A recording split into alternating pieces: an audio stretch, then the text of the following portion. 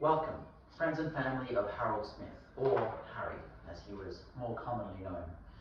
Harry was much loved and is sorely missed by his children Tempest, Adrian, Christian, and Eric, his grandchildren Zale, Dylan, Kai, and Fletcher, and his multitudes of friends, colleagues, teammates, and peers here today.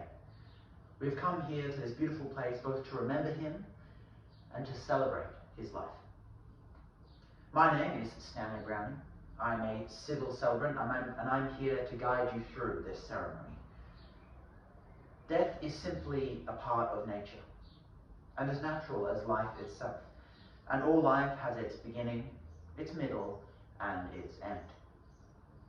The death of someone close to us reminds us both of our own mortality and of others we have loved and lost. And although death separates us from those we love, they live on in our hearts and minds and memories. And their presence may be felt in old, familiar places. I invite Adrian, Harry's son, on stage for a reading. Thank you, Adrian. Harold George Smith was born on January 12, 1945. His father, Harold Sr., having served in Europe, passed just months after his birth. Fortunately, he had his three sisters, Grace, Philippa, and Candace, to look after him, as well as his wonderful mother, Beatrice.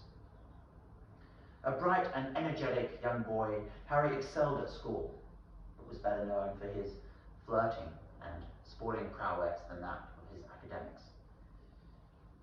Meeting his future wife, Marion Powell, in his last year of high school at Concordia Senior High, they clicked and became life partners.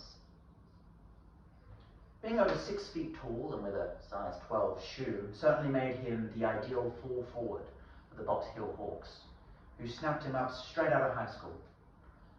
Little did they know he wouldn't leave the club for 25 years, 18 as a player, 4 as assistant coach, and 3 as their senior coach, in total experiencing 7 winning premiership years, the most of any Box Hill Hawk in history to this day. Kicking over 800 goals and playing 385 games, both records. Soon after his retirement, Harry discovered a new joy, deep sea fishing, spending countless hours post-retirement from his teaching career with friends and family on his beloved ship, Poseidon's Wake, often with his longest and closest friend, Franco. Franco and Harry met on the football field, not as teammates, but as rivals, playing against each other for over a decade. It is testament to Harry's gentle kindness that they are friends, even despite that. Harry was a teacher. I know we have many of his ex-students and colleagues from Prince Alfred College here today. Thank you for coming. I had the privilege of talking to some of you before the ceremony. Sounds like a truly wonderful teacher and leader. Finishing at the school as their principal. Above all, Harry was a father. His children and grandchildren are here with us today.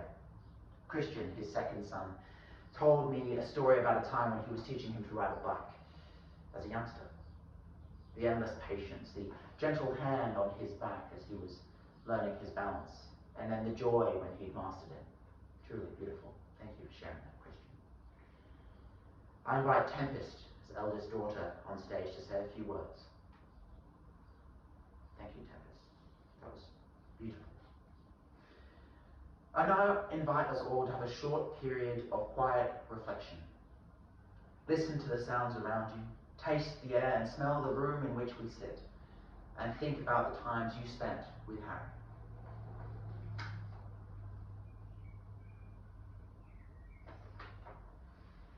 While the body of Harry will leave us now, we still keep in our hearts the joyful memories of a dear husband, father, son, brother, and mate. Please stand as I say the words of committal. We don't know why he left so early. We thought he should have been here for longer. Harry's life ends, but his legacy is seen in the faces of his children and grandchildren. This time of physical parting is going to be the most difficult time of all. Now we say our last goodbye to Harry. Do not just feel the grief of his death, but also feel gratitude for his life and the special privilege of sharing it with him. Lovingly and tenderly we return his body to the elements from which it came. We are glad that Harry lived. We are glad that we saw his face and felt the pressure of his hand. We cherish the memory of his life and his place in history. We cherish his friendship, and most of all, we cherish his love. As the music plays, please feel free to come forward and place a flower as you say your final goodbye. We will close with the words of Philip Larkin.